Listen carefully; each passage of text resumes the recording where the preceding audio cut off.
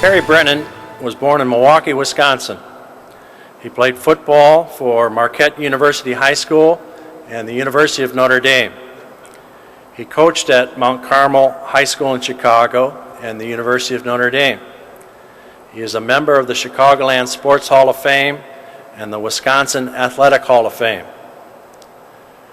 When I was a child, there was a series of books called Vision Books. They were about saints and other wonderful people.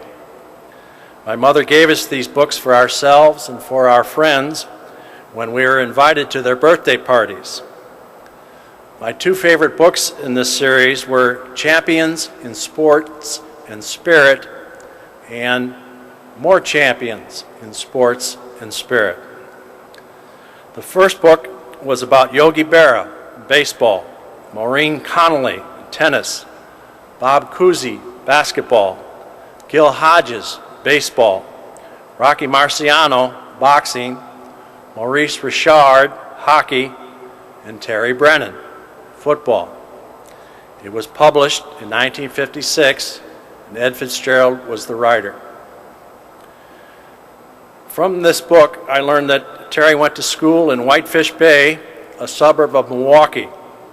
At his home, they practiced the pole vault, the shot put, and the hurdles. He was on the football, hockey, and track teams for Marquette High School in Wisconsin.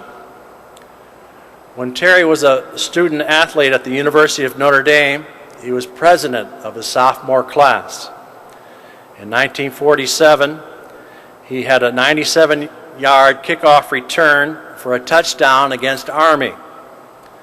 He started 30 games, and he played on 3 undefeated teams.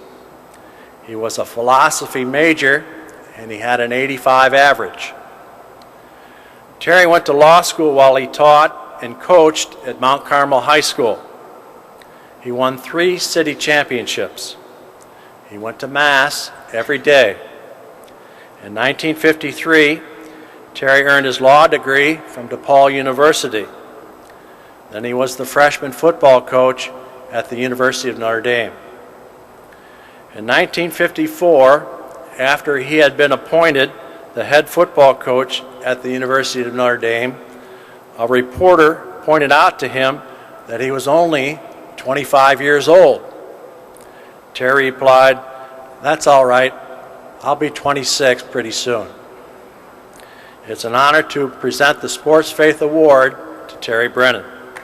Well, thank you, Pat, and I'm very thoughtful of you, and want to thank you for this wonderful honor. There's not a whole lot left to say because he took my speech, but anyway, my parents were the ones. They didn't talk a lot about faith or religion. They just, by example, they went to Mass every morning, 6:30, and that was an example to us to go from there. And then we, my brothers, all the boys, we did the whole thing. And I liked what His Excellency Bishop said today about faith. I experienced a faith thing. When we had 4 fumbles in the first half, I had the faith, hopefully, they were going to do something right in the second half. But talking about Marquette High, and we had a lot of fun. And you forgot one thing. I was a Bengal boxer at Notre Dame too. I won the boxing thing. Now after 2 new hips and 2 new knees, I don't get too restless out there. But again, teaching, coaching, you don't preach. You show it by example, and that's always what I try to do.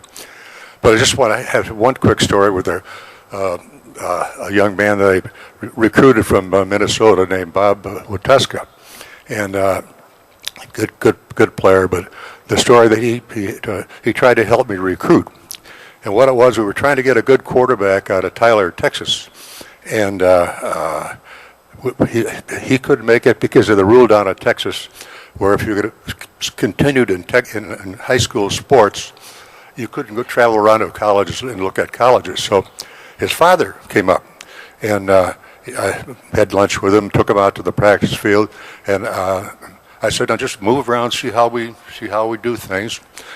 So scrimmage was going on, and Bob Watuska played end then, and he had a sideline pass and chugging along, and my pal from Tyler, Texas, he was looking the other way, and Bob ran him right over, and he's no small guy. So this guy, the glasses went flying, and he went flying. So I thought he wasn't going to get up, So he said, Coach, he said, I wanted to watch the scrimmage. I didn't want to be in it. But it would be remiss for me to be in Chicago Bear territory and not tell you a story about Papa Bear. My second year at Notre Dame, we didn't go to a bowl game then, and what they did the last game, and some of the players came in the office and said, Coach, could you get us some Bear tickets? They're playing Baltimore in that big game with Alan Amici and Ed Gang from Baltimore. And so I got on the phone, and I said, can we get the thing? The game was a sellout for many, many weeks. So get on the phone with Papa Bear, and I said that the kids would like to see the game if they could. And of course, there's a big pause at the other end of the wire, So he said, how many are there?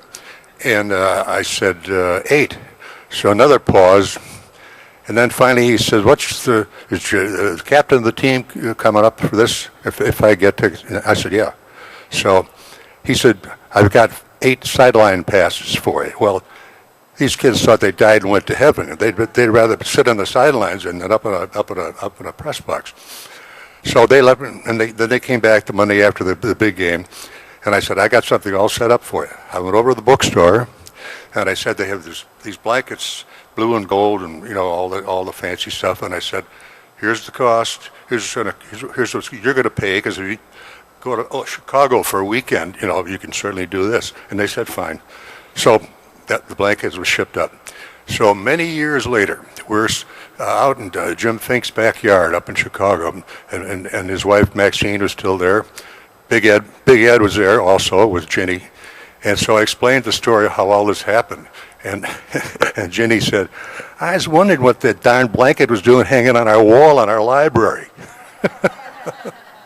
But anyway, again, thank Pat and Angela for taking care of my family, and I'm very proud to accept this award. And there would be one person that should be here. We can't. I lost my wife 11 years ago, and she'd be proud. And thank you as well as I'm thanking you. Thanks.